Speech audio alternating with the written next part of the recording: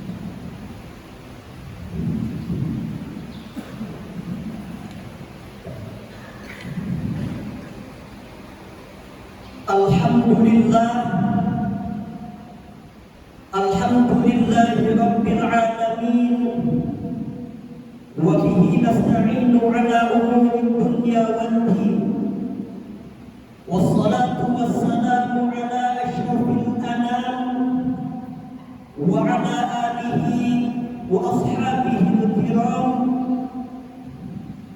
Asyhadu an la ilaha illallah wahdahu la syarika lah, lahul mulku wa lahul hamdu yuhyi wa yumiitu wa huwa ala kulli syai'in qadir. Wa asyhadu anna sayyidana Muhammadan 'abduhu wa rasuluhu wa habibuhu wa khaliluhu al-mab'uutsu rahmatan lil 'alamin. Allahumma shalli wa sallim wa barik 'ala hadzal nabiyyil karim sayyidina wa habibina wa syafi'ina wa qurrati a'yunina sayyidina wa maulana Muhammadin sallallahu alaihi wasallam. Faqala Allah ta'ala fil Qur'anil 'azim, a'udzu billahi minasy syaithanir rajim. Bismillahirrahmanirrahim. Ya ayyuhalladzina amanu taqullaha haqqa tuqatih wa la tamutunna illa wa antum muslimun. Faqala Allah ta'ala, kuntum khayra ummah ukhrijat lin-nas ta'muruna bil ma'ruf wa tanhauna 'anil munkar wa tu'minuna billah. Sadaqallahul 'azim wa sadaqa nabiyyu sallallahu alaihi wasallam. Hadirin sidang jamaah Jumat rahimakumullah. Pada kesempatan yang mulia dan agung ini, marilah kita bersama-sama diundang oleh Allah Subhanahu wa Ta'ala guna menunaikan kewajiban kita sebagai umat muslim laki-laki yang akil, yang baligh, yang tidak ada uzur baik sakit maupun musafir untuk melaksanakan sholat ibadah Jumat, di mana Rasulullah Shallallahu Alaihi Wasallam menganjurkan kepada kita untuk datang pada sholat Jumat dengan datang sebelum azan dikumandangkan, serta mandi terlebih dahulu, kemudian merapikan kumis dan jenggotnya, serta memakai pakaian rapi, sopan dan kalau bisa serba putih, dan mengisi sop-sop terdepan. Maka pada kesempatan yang mulia ini, inilah kesempatan kita untuk senantiasa meningkatkan kuantitas keimanan dan ketakwaan kita kepada Allah Subhanahu wa Ta'ala. Takwa bimakna imtithali awamirillah wa ijtinabun nawahihi fi sirri wal alam.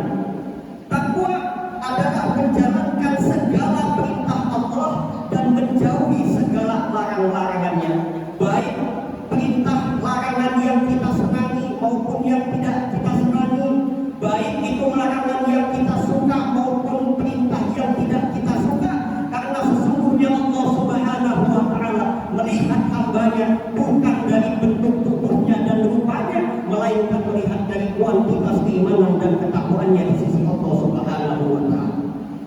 Hadirin jamaah sidang Jumat rahimakumullah, sampai saat siang hari ini kita masih diberikan suatu kesadaran hidup oleh Allah bahwa hidup yang kita jalani sekarang ini itu atas kehendak Allah Subhanahu wa Ta'ala, bukan karena kemauan kita sendiri-sendiri. Oleh karena itu, semakin bertambah umur kita, maka semakin dekat kita dengan takdir kematian. Semakin tinggi umur kita, semakin bertambah usia kita, maka lahir batin kita akan semakin berkurang kekuatannya. Semakin bertambah umur kita, maka akan semakin banyak problematika, persoalan hidup, serta musibah yang datang ke kehidupan kita jauh lebih dahsyat. Karena oleh itu, marilah kita meningkatkan keimanan dan ketakwaan Allah Subhanahu wa Ta'ala. Ini suatu pertanda dari Allah Subhanahu wa Ta'ala agar kita senantiasa mengingatnya untuk semata-mata pengabdian kepada Allah Subhanahu wa Ta'ala.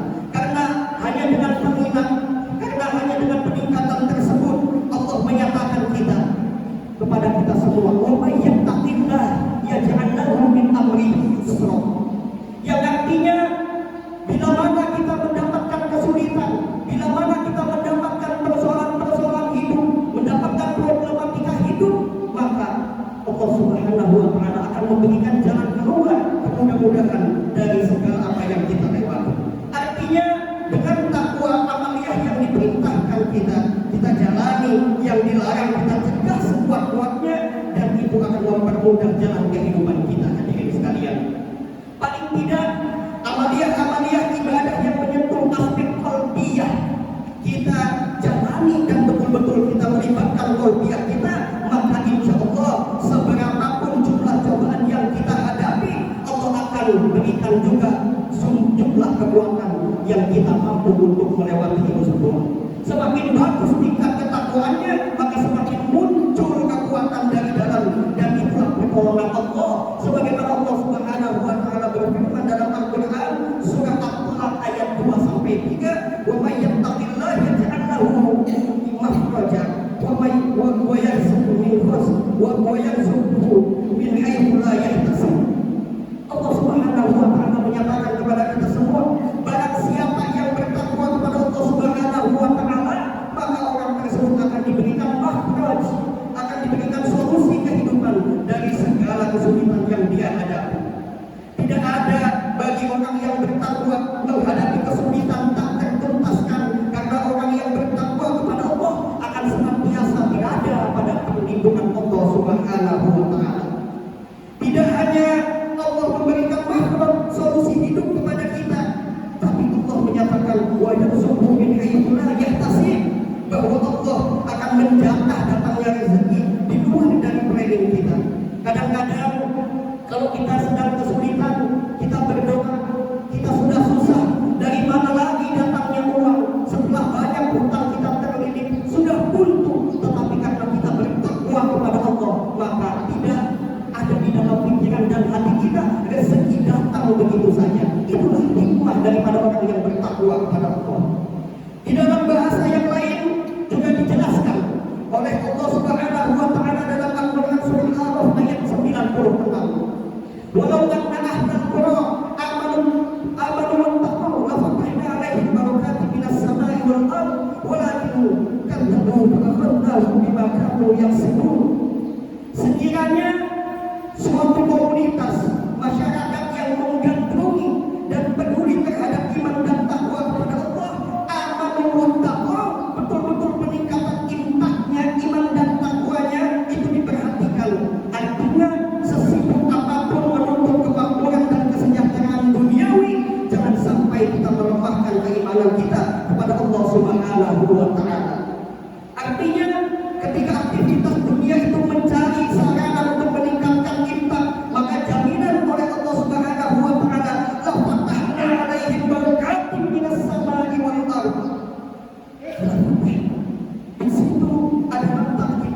Pasti di situ akan kami bukakan pintu-pintu kehidupan yang barokah dari langit dan dari bumi. Yang dari langit diturunkan ke bawah, yang dari bawah dari bumi dinaikkan ke atas. Amanu wattaqu, yakni orang-orang yang senantiasa meningkatkan kualitas imannya kepada Allah Subhanahu wa taala.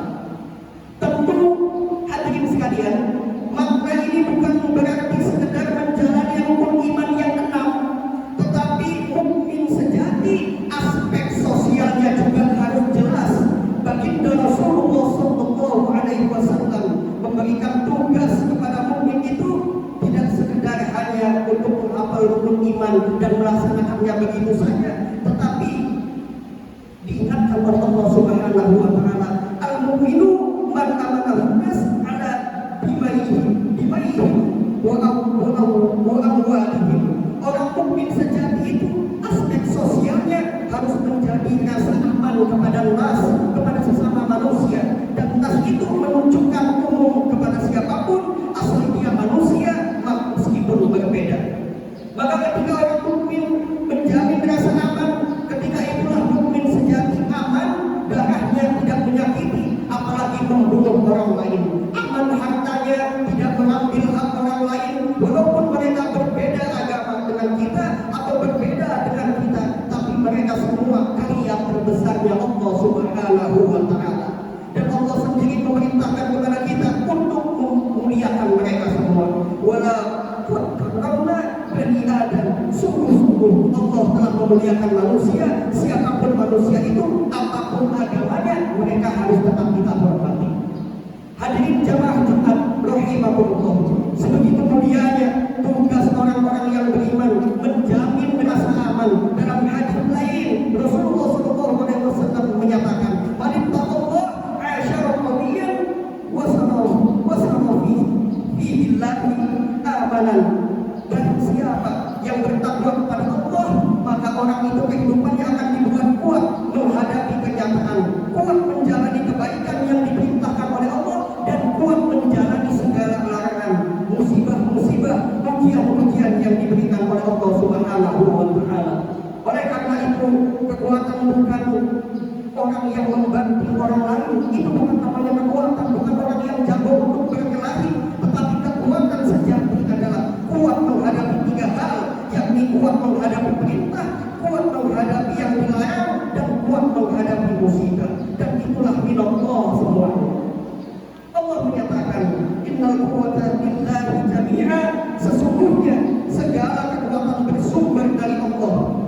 Belum tentu orang yang tinggi kekuatannya bersumber dari Allah Subhanahu wa taala.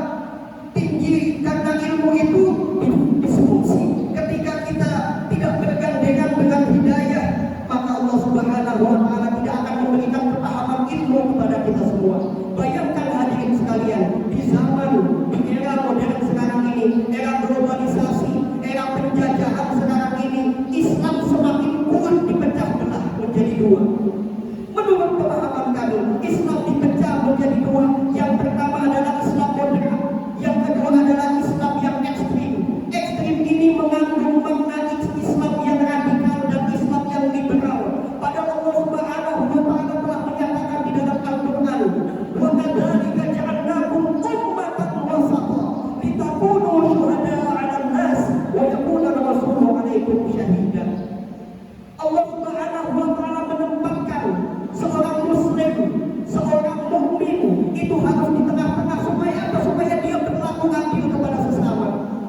sekarang fenomena Islam radikal, Islam liberal, dan Islam moderat justru menjadikan umat Islam bingung. Kita rujuk saja pada satu ayat surah Al-Fat ayat 29.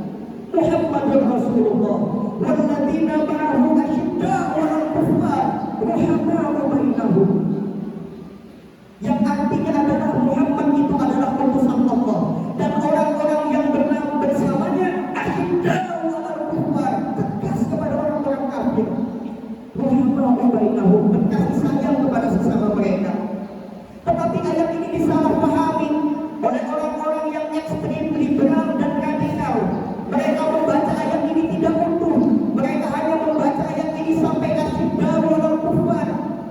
Apa artinya asyidda'u 'alal kuffar? Tegas kepada orang-orang kafir. Mereka tidak peduli tetangganya kemiskinan, tetangganya kelaparan, tetangganya membutuhkan bantuan, tetangganya berhutang karena tidak bisa makan, minum, menghidupi anaknya sekolah. Kalau dia berbeda agama dengan agama Islam yang mereka yakini liberal radikal, maka mereka tidak akan menolongnya. Karena percuma menolong orang-orang kafir, percuma menolong orang-orang yang berbeda agama, tidak mendapatkan pahala. Itulah paham Islam radikal dan liberal. Tetapi hadirin sekalian, ada paham yang lainnya yang di Islam moderat, Islam pertengahan. Mereka membaca ayat ini secara utuh. Wa kadzalik Muhammadur Rasulullah walladzina ma'ahu asyidda'u 'alal kuffar ruhama'u bainahum. Hadirin sekalian, di sini ada nilai toleransi yang diajarkan oleh Allah, tetapi disalahpahami oleh kaum moderat. Memang mereka asyidda'u 'alal kuffar, mereka tegas kepada orang-orang kafir, tetapi ketika orang yang berbeda agama dengan mereka membutuhkan bantuan, memerlukan makan, membutuhkan asupan nutrisi, membantu setiap harinya, mereka terangkan ruhama'u bainahum, mereka terangkan kasih sayang kepada sesama mereka. Tetapi hadirin sekalian, kalau kita melihat tokoh-tokoh Islam moderat, justru ada di bagian-bagian barat, justru ada di bagian-bagian Eropa. Inilah yang menjadi dampak negatif bagi kita semua. Sehingga apa?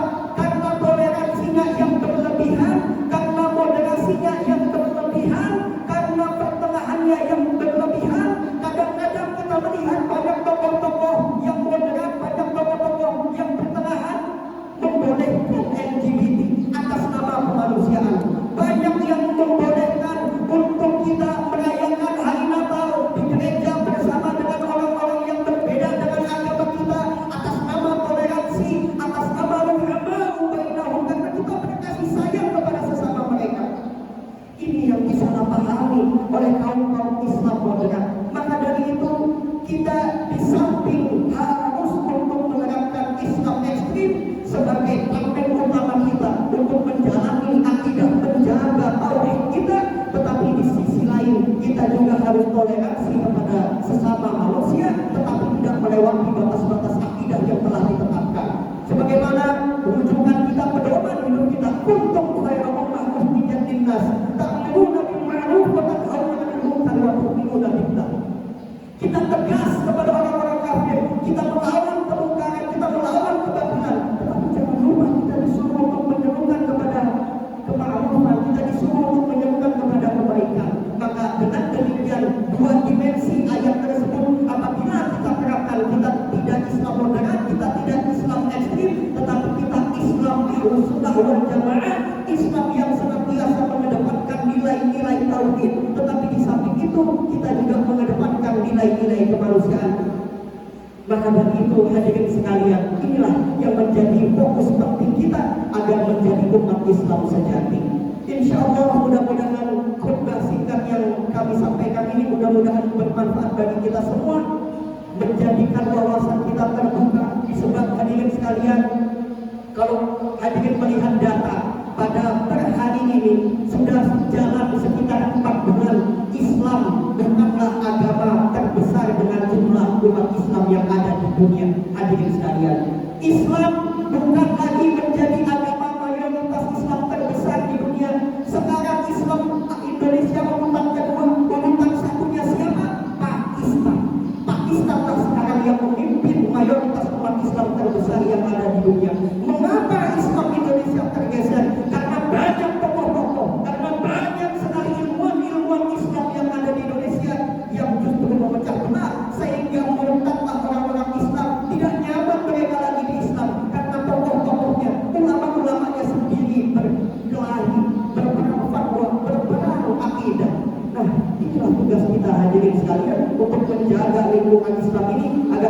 hidayah dan agar tetap menjadi Islam yang sebagaimana nanti kita akan merebut kembali peringkat satu sebagai umat Islam terbesar yang ada di dunia. Barakallahu li wa lakum fil Qur'anil Azim wa nafa'ani wa iyyakum bima fihi minal ayati wa dzikril hakim. Wa taqabbal minni wa minkum tilawatahu innahu huwal ghafurur rahim.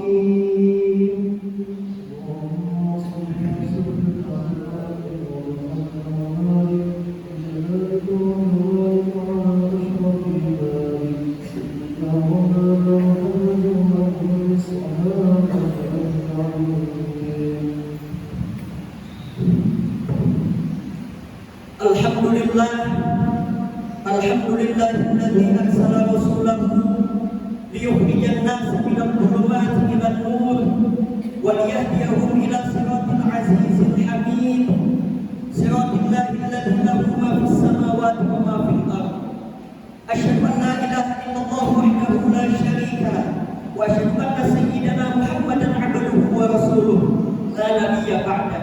Allahumma shalli wa sallim wa barik ala sayyidina Miftahi babil rahmatillah adada ma fi ilmillah salatan wa salaman daimaini bidawami mulkillah wa ala alihi wa sahbihi wa sallim. Faqala Allah ta'ala fil Qur'anil Karim a'udzu billahi minasy syaithanir rajim bismillahirrahmanirrahim ya ayyuhalladzina amanu taqullaha haqqa tuqatih wa la tamutunna illa wa antum muslimun. Hadirin jamaah sidang Jumat rahimahumullah. Marilah di khutbah kedua ini kita semua berdoa kepada Allah Subhanahu wa taala agar segala urusan hidup kita, segala persoalan hidup kita yang belum dicapai maupun telah tercapai, mudah-mudahan itu semua kita niatkan untuk Allah Subhanahu wa taala sehingga apapun yang kita inginkan dan sudah kita dapatkan akan berkah, akan tahan lama sehingga bermanfaat bagi kita semua. Hadirin sekalian, kembali mengingatkan kepada hadirin sekalian yang tidak mempunyai kesibukan, yang tidak mempunyai urusan setelah sholat Jumat ini, harap tetap bertahan. Akan ada sosialisasi dan penyampaian dari kami yang alhamdulillah kami melakukan safari dakwah, salah satunya menjadi khotib di Masjid Fajrul Aman ini yang kami alhamdulillah diberikan kepercayaan untuk melaksanakan safari dakwah tersebut yang ditugaskan oleh Ikatan Dai Muda Indonesia. Bismillahirrahmanirrahim. Allahumma ghfir lil muslimina wal muslimat wal mu'minina wal mu'minat al ahya'i minhum wal amwat innaka sami'un qaribun mujibud da'wat wa ya qadiyal hajat. Allahumma antas salam wa minkas salam wa ilayka ya'udus salam fa hayyina rabbana bis salam wa adkhilna al jannata darus salam tabarak rabbana wa ta'ala ya dzal jalali wal ikram. Rabbana atina fid dunya hasanah wa fil akhirati hasanah wa qina adzaban nar. Wa sallallahu ala sayyidina Muhammadin wa ala alihi wa sahbihi wa barak wa sallam walhamdulillahi rabbil alamin. Ibadallah, innallaha ya'muru bil 'adli wal ihsan wa ita'i dzil qurba wa yanha 'anil fahsya'i wal munkari wal baghi ya'idukum la'allakum tadhakkarun.